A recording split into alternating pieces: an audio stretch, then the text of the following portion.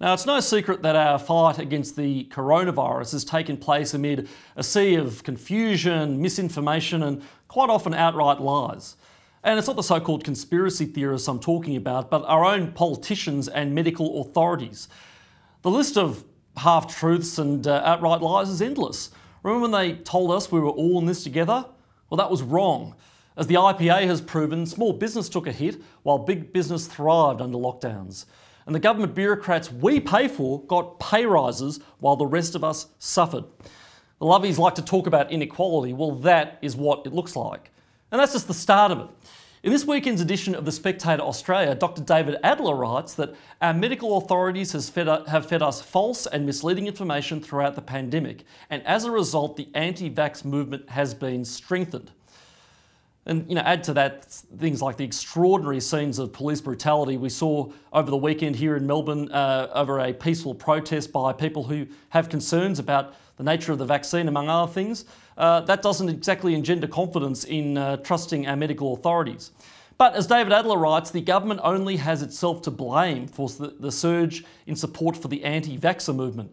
So let's hear from him now. Joining me is former Deputy Director of the Australian Medical Association and President of the Patriotic Australian Jewish Association, spectator, contributor and very good friend, Dr. David Adler. David, welcome to CounterCulture. Well, absolutely delighted to join you today, Gideon. Thank you. Look, let's start with your article. I think in talking about our medical authorities, like you have, the allegation is how can you second guess the doctors? The doctors are right, they're the experts. I think it's very important to draw a distinction between the medical bureaucracy and actual on-the-ground doctors, let alone, experts in their field and immunologists and virologists and epidemiologists who've actually been shut out of this debate. What's your take on that? The theme of my article was to bring out some of the examples of false and misleading information which has been provided to the public.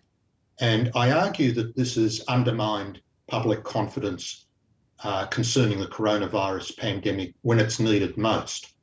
And we've seen it at both senior international and Australian levels. Medical authorities, as you say, the bureaucrats particularly, as well as our political class, have just been providing so much false and misleading information. And just to give you one standout example of what you're talking about, arguably the preeminent health bureaucracy in the world for international health problems is the World Health Organization. Now, infamously now, on the 14th of January 2020, so only weeks after the pandemic broke out, they decided to publish some advice. And what advice did they publish? They echoed the Chinese propaganda that there was no human-to-human transmission. And praised the Chinese on their response. Indeed.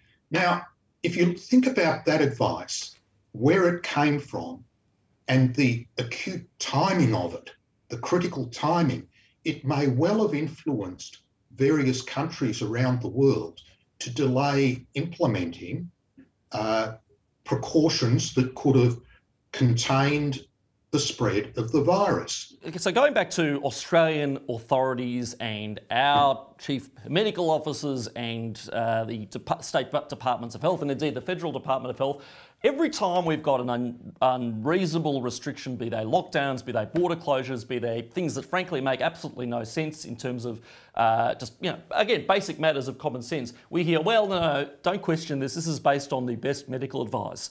Is it all based on the best medical advice? There is a huge political overlay in the coronavirus pandemic, like I've never seen before on any health issue ever. And I've been involved in the health industry, and I've had state and Commonwealth government appointments, for decades.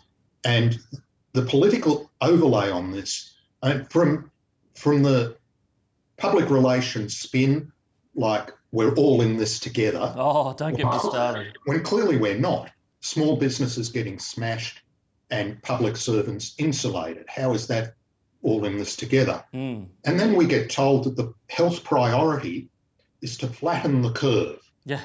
And that we did that in like 2 weeks. And that's about ensuring that our hospital system is not overwhelmed. Now, okay, you might say that is a reasonable objective, but the curve was flattened, it was crushed, and still all the restrictions remain in place. So you've actually made the point that the behaviour of our medical bureaucrats has made the vaccine rollout more difficult. Can you talk us through that a bit? If the government makes false promises one after another, which we see on the record, it is going to fuel the scepticism with the next one. Correct. Which is the vaccines. Now, the government has put all its bets on the vaccine, and they're hoping that it will be at least 95% effective. And I think it's being oversold. What is Plan B? There is no Plan B other than the panic lockdowns that we've seen the state premiers implement. I appreciate this is sort of a question without notice, but there's been a lot of debate over the extent to which we should be talking about vaccines versus early treatments. Now, we know what Craig Kelly's views are. I've seen some claims that ivermectin and hydroxychloroquine don't work. I see other things, studies and reports saying that they do. As a member of the profession, what's your esteemed view? Vaccines and the proposed early treatments are not alternatives. They're not replacements one for the other. Yeah. The vaccine should go ahead. I actually think there is merit in the use of the triple therapies based on hydroxychloroquine or ivermectin with zinc, with an antibiotic, if used very early. Now, you need all those qualifications because if it's used in patients that are already sick in hospital, it's been demonstrated to be almost ineffective. But if it's used very early, there are some significant studies. The most recent peer-reviewed major one was published in the American Journal of Medicine just in January, with 23 authors, some of whom are PhDs from prestigious American centres, including the University of Texas and Yale.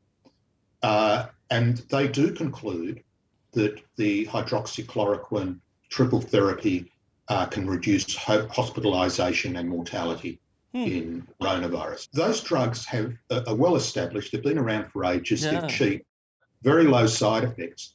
Why are Australian doctors not allowed to exercise their professional judgment in this matter? You're absolutely right, David. You're absolutely right. It should be up to the local doctors on the ground to exercise their best professional judgment. It should be up to the patient to know about the risks of these drugs and choose to take it. We should consider everything. We should keep an open mind. Anyway, it's great to speak to a member of the medical profession who has a good head on his shoulders. There are a lot of woke, lousy doctors out there. You are certainly not one of them. To you, David Adler, a true patriot, thank you so much for coming on CounterCulture, and looking forward to what you write next in The Spectator Australia. Thanks a lot, Gideon, and I think it's a really important issue that Australians are given proper information and allowed to make decisions. And remember to read David's excellent piece. Head on over to spectator.com.au.